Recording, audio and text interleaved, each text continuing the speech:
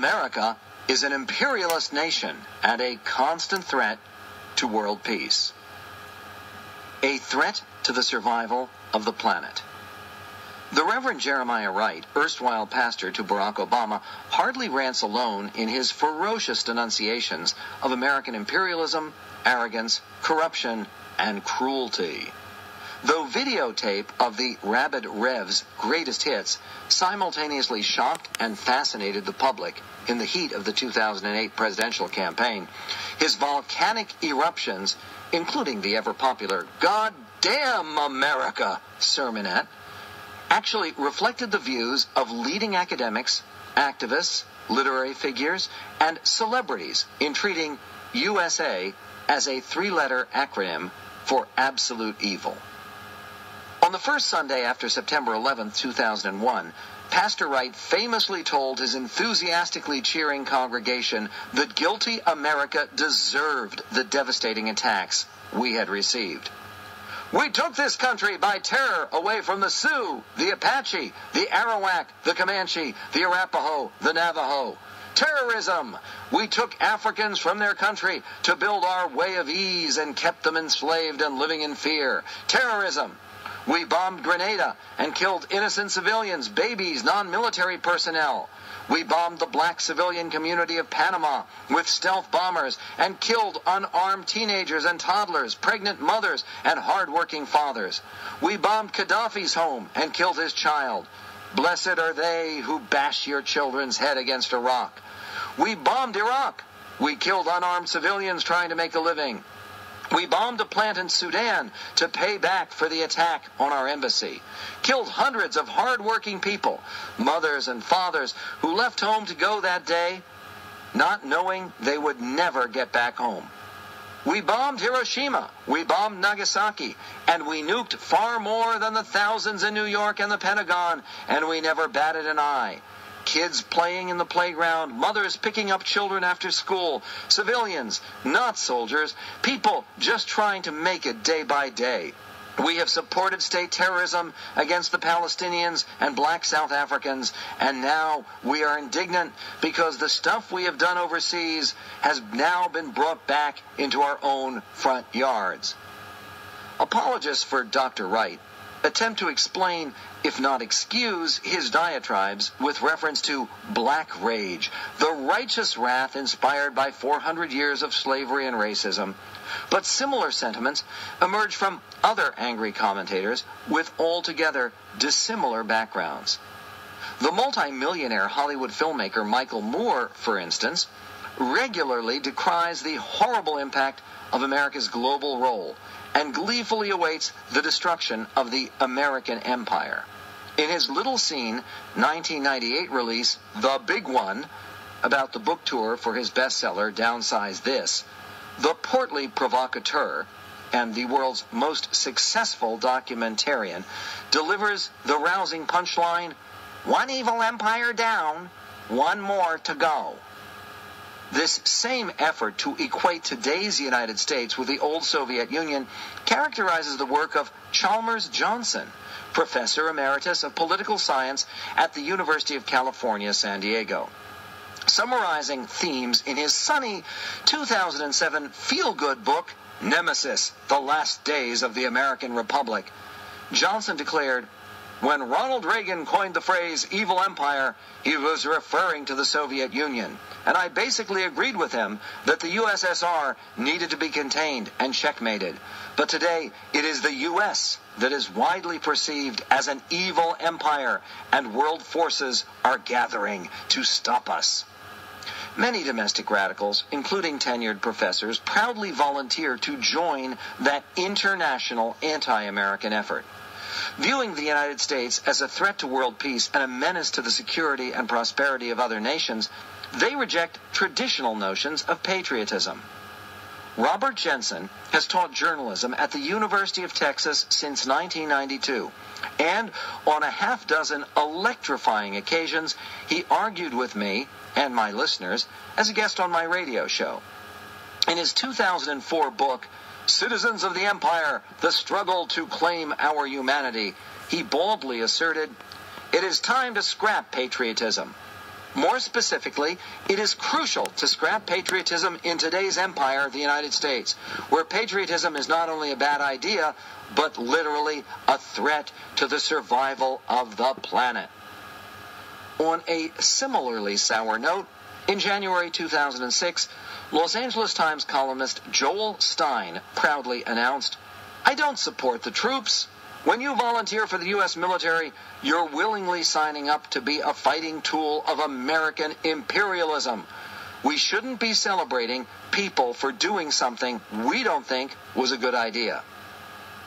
The notion of a malevolent American empire, of U.S. imperialism as a long-standing threat to all of humanity, has become such a common feature of enlightened opinion that an angry Nobel Prize acceptance speech advancing such ideas provoked scant controversy and attracted little attention. The British playwright Harold Pinter, author of joyless, often inscrutable dramas and screenplays of singular pomposity, won the Nobel Prize for Literature and used the occasion to denounce the United States and all its works. In his Pearl Harbor Day Nobel Lecture of December 7, 2005, Pinter launched his own sneak attack on his American cousins. "The crimes of the United States," he announced, "have been systematic, constant, vicious, remorseless, but very few people have actually talked about them. You have to hand it to America. It has exercised a quite clinical manipulation of power worldwide while masquerading as a force for universal good. It's a brilliant, even witty, highly successful act of hypnosis. I put to you that the United States is without doubt the greatest show on the road. Brutal, indifferent, scornful, and ruthless it may be, but it is also very clever. As a salesman, it is out on its own, and its most saleable commodity is self-love."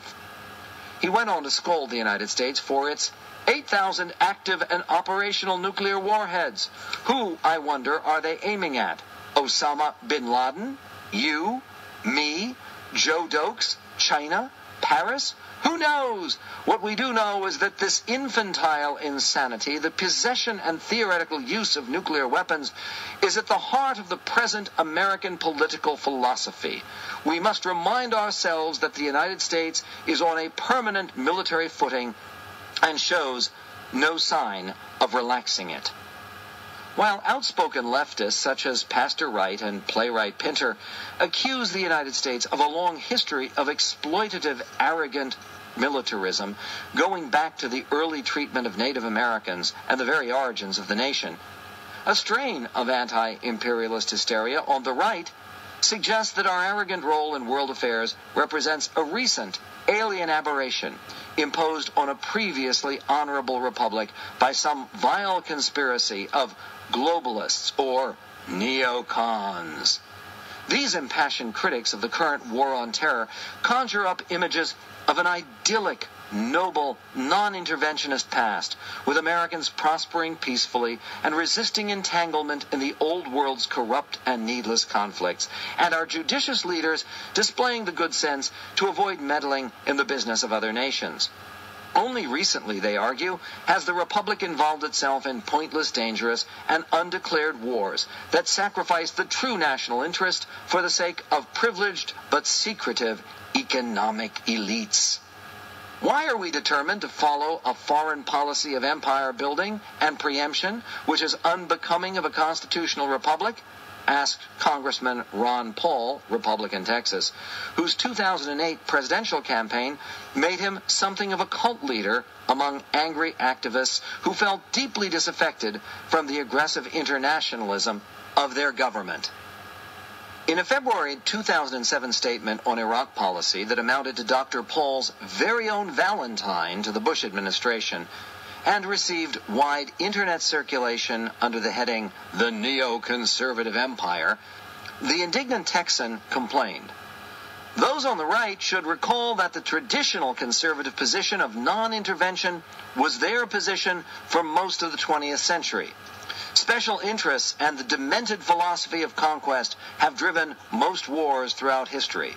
In recent decades, our policies have been driven by neoconservative empire radicalism, profiteering in the military-industrial complex, misplaced do-good internationalism, mercantilistic notions regarding the need to control natural resources, and blind loyalty to various governments in the Middle East.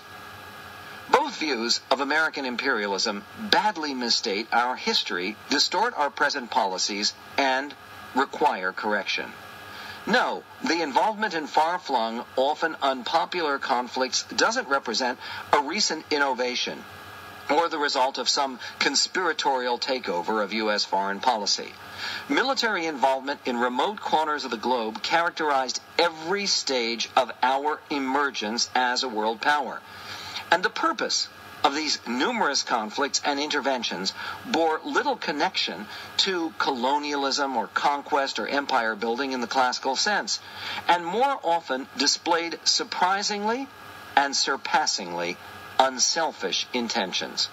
Moreover, regardless of the true reasons or the often arguable wisdom behind these frequent military or diplomatic initiatives, their overall long-term impact most often benefited the peoples involved as well as the world at large. Unlike other empires in human history, the powerful and globe-straddling American sphere of influence has generally promoted the cause of both prosperity and liberty. Nothing new in foreign fights. The United States fought its first war against Islamic extremism more than 200 years ago, producing inspiring victories in exotic locales, a line in the first verse of the Marines' hymn, To the Shores of Tripoli, our first great post-revolutionary military hero, Stephen Decatur, and his immortal toast, Our country, in her intercourse with foreign nations, may she always be in the right, but our country, right or wrong. The First Barbary War, 1801-5, lasted 4 years after President Thomas Jefferson sent the new Navy to the distant Mediterranean to protect American interests and honor. The semi-independent North African nations of Algeria, Tunisia, and Tripoli, today's Libya, functioned like modern-day state sponsors of terrorism, backing ruthless pirates who devastated U.S. shipping unless Washington delivered lavish tribute to the local authorities. When Jefferson stopped the bribes and made war successfully on the Barbary states and their fanatical rulers without a formal declaration from Congress, he helped establish a long-standing tradition of small wars or so-called low-intensity conflicts. As Max Boot points out in his superb and eye-opening 2002 book, The Savage Wars of Peace, there is another, less celebrated tradition in U.S. military history, a tradition of fighting small wars. Between 1800 and 1934, U.S. Marines staged 180 landings abroad. The Army and Navy added a few small-scale engagements of their own. Some of these excursions resulted in heavy casualties, others involved almost no fighting. Some were successful, others not. But most of these campaigns were fought by a relatively small number of professional soldiers pursuing limited objectives with limited means. These are the non-wars that Kipling called the savage wars of peace. Ignoring the long record of American involvement in such conflicts in every region of the globe, those who question our current worldwide role express reverence for a simple-minded and non-existent tradition of isolationism. They cite George Washington's words in his celebrated farewell address of 1796. The great rule of conduct for us in regard to foreign nations is in extending our commercial relations to have with them as little political connection as possible. 'Tis our true policy to steer clear of permanent alliances with any portion of the foreign world. Jefferson also warned against entangling alliances. At the same time, he negotiated a vast expansion of U.S. territory with France, the Louisiana Purchase, and pursued the daring and difficult Barbary Wars. Even Pat Buchanan, The three-time presidential candidate most often identified as a contemporary advocate of isolationism rejects the idea that the nation ever cowered behind its Atlantic and